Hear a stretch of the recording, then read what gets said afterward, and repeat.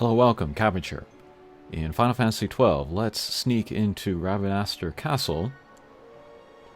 And can I say I am loving this game? It's been a while, it's been over 10 years, I'm sure, since I've played it. And I always held it in my mind as one of my favorites, but playing it again, yeah, it really is one of my favorites. And we haven't even unlocked the Gambits yet.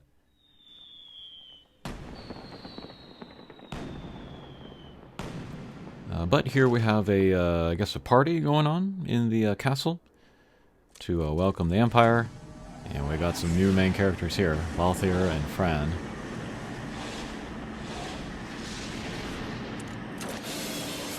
And they chose just really excellent voices for these characters.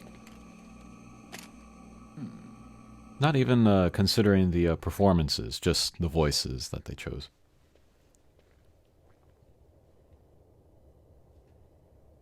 But Van, he is breaking in here just to steal something random, just to get even. And yeah, that's not super deep character development there.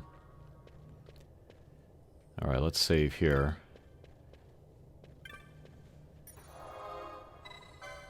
Now, we'll save to the same file, I think. I am way over leveled, as we can see. And that was using the method from that kind of power user guide.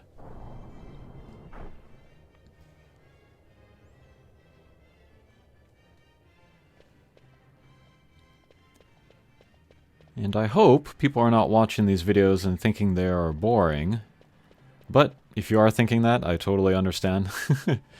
Part of my reluctance to do live streaming is because I just don't think I'm good at it. I'm not good at reacting. I've said that many times before.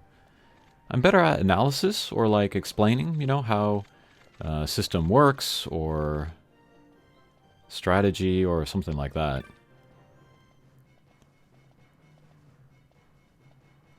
I have watched a lot of YouTube myself, and I have watched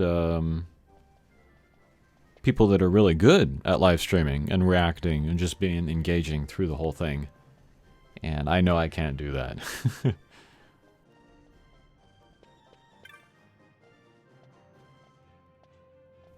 I'm not good at doing anything that's not me. Hey, Buckethead. Alright, so this, if I remember, is kind of an introduction to a mechanic that we'll use later. Alright, so call the guard over with Y, and then we'll sneak through. Alright. And I'm looking for like a secret door and a light so I can get to the hidden vault and steal some stuff.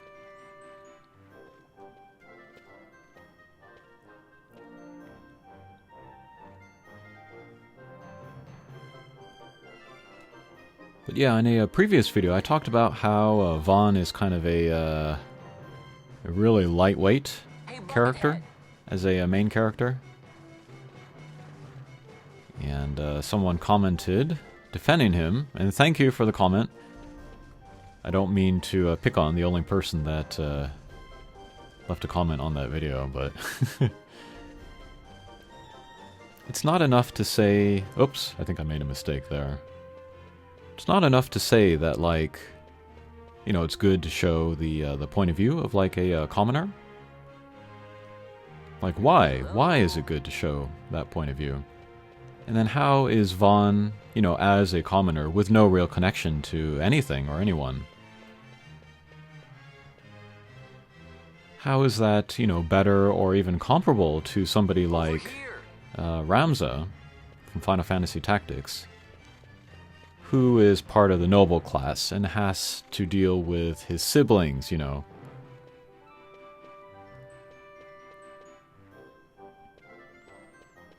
And he's got a complicated relationship with his kind of lower-born half-brother or like step-brother. Alright, we'll just get caught here. Alright, we'll start over. Let's see. Okay, first... Oh, first let's look at this signet. Yeah.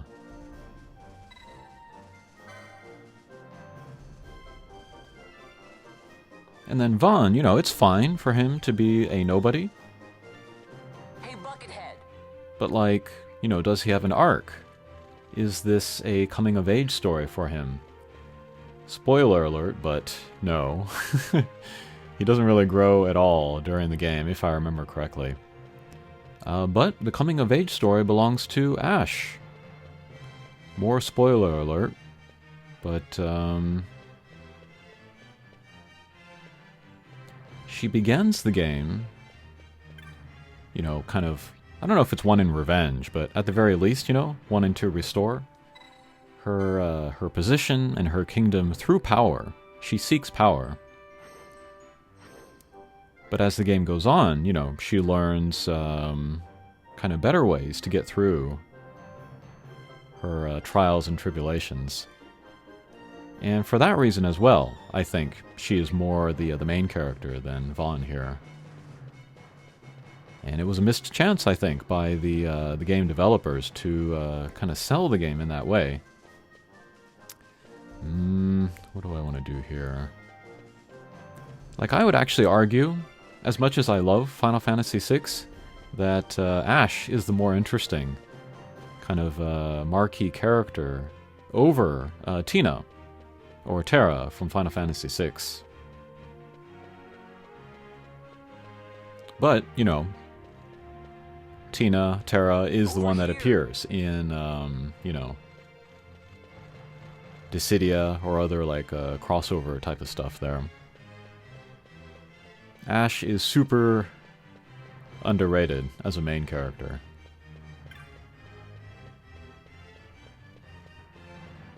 Hey, Buckethead. And I hope I can show that through my videos here.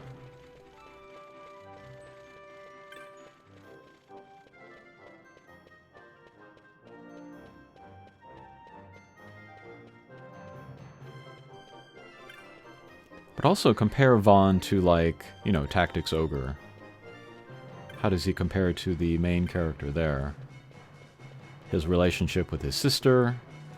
Over here. His relationship with his boyhood friend, you know? He has an arc as he goes through the story. And multiple endings as well. So yeah, Vaughn and Penelo. Not great characters, but not bad enough to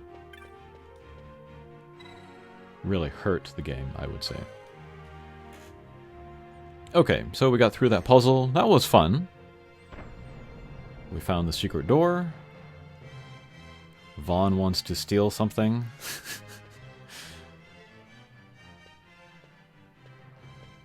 Because he's immature, with small ideas.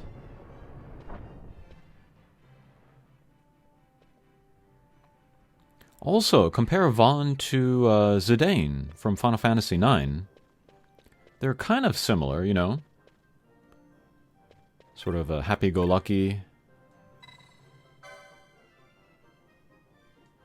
blonde thief types. But, as it turns out, you know, Zidane has, like a past, secret identity kind of thing. Connections to powerful people. And then in this game, you know, Balthier also might seem just like a rando, but he also has deep ties to important people, powerful people. And then he was a powerful person himself. We'll see the judges later.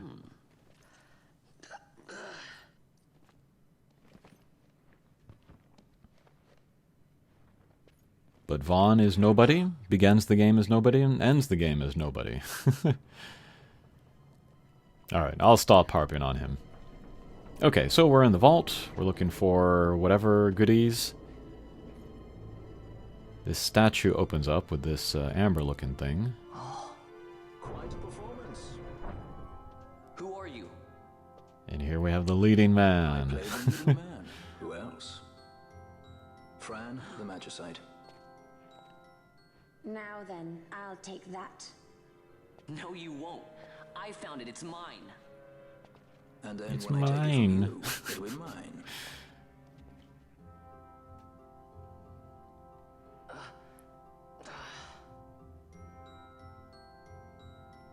Come on, Vaughn could have anything from this room. Why does he want this thing? Exit stage right. The gods do not smile on us.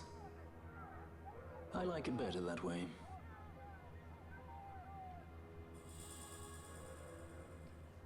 Part of the reason why I like Balthier is because he has short hair.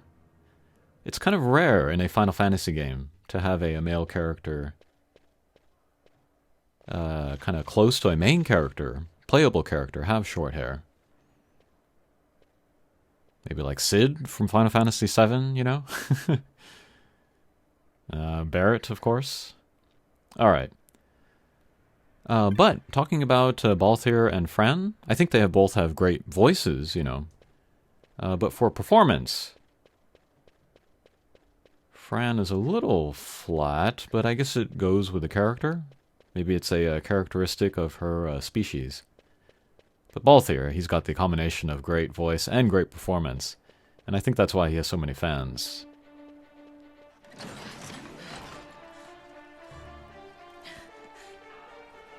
Alright, high def cutscene.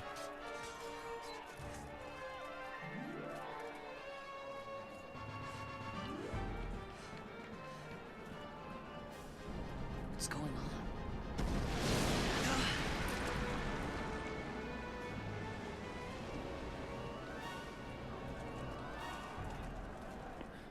You're Oh. freeze, eh? Who's that mysterious lady? Impeccable timing. If I didn't know better, I'd say they were waiting all along.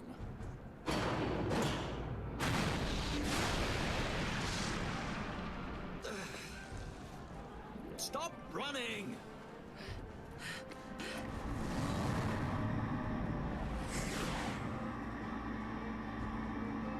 Come on, we don't need these Star Wars pod racers. You have something that belongs to me. Whenever I play this game, I always imagine it with, you know, more kind of steampunk, airship kind of elements to it. It would be so much better. Fran, let's move!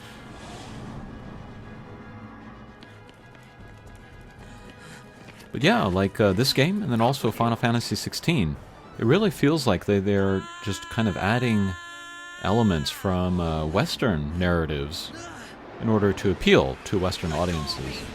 Keep this up and I've read in interviews that with 16, you know, they very consciously put in stuff that looked like, you know, Game of Thrones. Sort of stuff familiar to Westerners, the Western audience, don't have time for this. in order for their game to have more appeal. And we're seeing that with, you know, prequel trilogy Star Wars here. But I think in both cases, it hasn't, well, it's kind of hampered their What happened? popularity. A hover didn't just Maybe drop. within Japan. It disappeared. Ah, forget it. Even if we And like, you know, how much do Western audiences enjoy, you know, being shown like what they've already seen somewhere else?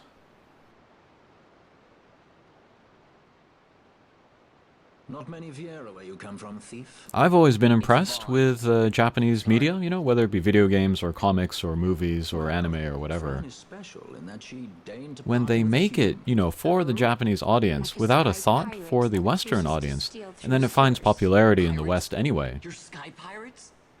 So you have an airship? It's Balthier. Because I think, you know, just the Japanese narrative is strong enough that it can appeal, you know, To see your home again, you'll do exactly as I say. regardless of the intended Myself, audience. Fran, and you, we're working It's when they together. try Understood? that it feels kind of weird and forced. And then you kind of lose part of the Japanese, the appeal to the Japanese audience as well. Alright, got Balthier and Fran in my party. Let's see here. So yeah, I talked about this in a previous video, but in leveling Vaughn when he was alone, I was also able to level Balthier and Fran, so now everybody is super overpowered. Let's give some jobs to Balthier and Fran. Oh yeah, lots of LP as well for farming up Vaughn. Can't remember what I wanted. But I think I want to use Balthier as a evade tank. So let's give him Thief here. Sure. Oh, I saw somebody like kind of analyze the animations of the different characters, and Balthier actually has very slow animations for ranged weapons, which is funny, so maybe he's not great for that. For Fran, I guess we'll do White Mage for now. I don't know. I'll think about what jobs I want for people later. And then do I want to unlock any nodes?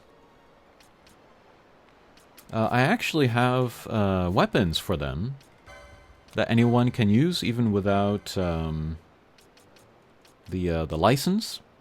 The Mithril Blade. And it's pretty strong too. So yeah, let's get rid of the ranged weapons here. And give them Mithril Blades. That should be good enough. Oh, no, I don't want that. I have a lot of diamond armlets for going through the trial mode. It would give them no stats, but immunity to lightning. So actually, let's see if I can get that license, that node for them. Where is it?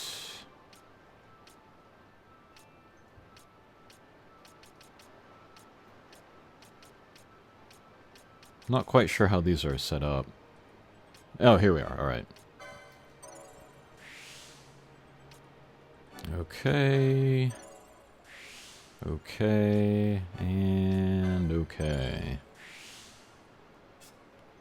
All right, let's do the same for Fran. There it is. Okay, great.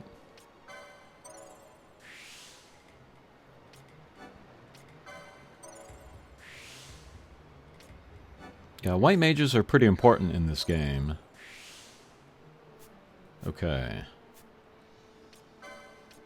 Yeah, I also mentioned this in a previous video, but this is one of the harder Final Fantasies, I would say, which is part of why I like it. Okay, yeah, I think we're good.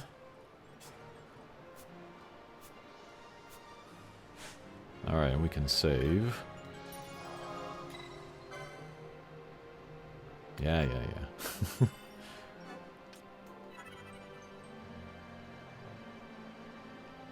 Oh, and I should show you Vaughn. Whoops.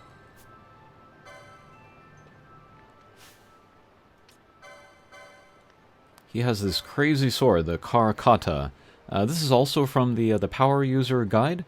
But yeah, his attack power is 92 compared to the 20s for the other characters. But super overpowered. And I think 100% chance to confuse the enemy, which is insane. And I'll show you his license board. But yeah, basically, here's the start. I just went through the trial mode a lot and then unlocked all of these. Made a beeline for this, and then I was able to steal this from the cactar, the flowering cactar on trial level 3, so yeah. Super overpowered. And then I have another one hanging in the inventory, so if I take another character, give them a knight job, they could equip that and have 2 guys.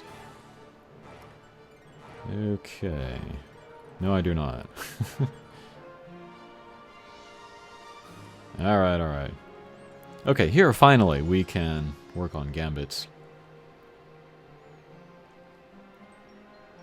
I think I will mess with this later. I think after we get out of this kind of series of events, we can go to the shop and then buy some more. I'll make a video where I just fool around with gambits, but for now we'll just skip this. But yeah, I love the gambits here. It's pretty complex. pretty complex, pretty deep as well. It's kind of surprising that they added it to the game here. And also surprising that they haven't put it in any later games. But yeah, maybe too complex, too esoteric.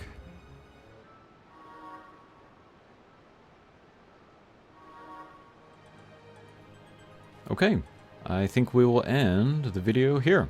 Thanks for watching, and we'll see you again. Take care.